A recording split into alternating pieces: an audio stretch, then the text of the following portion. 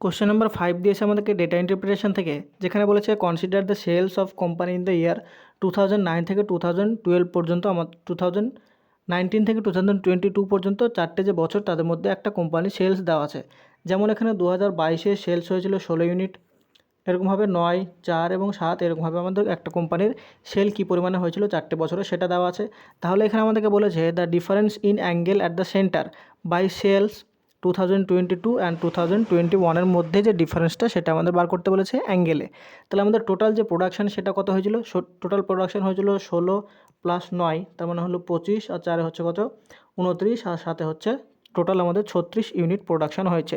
তাহলে এই 36 unit production একটা পায়চিত্র গঠন করেছে, আর পায়চিত্রের যে অ্যাঙ্গেল সেন্টারে তৈরি করে সেটা হচ্ছে আমাদের 360 ডিগ্রি।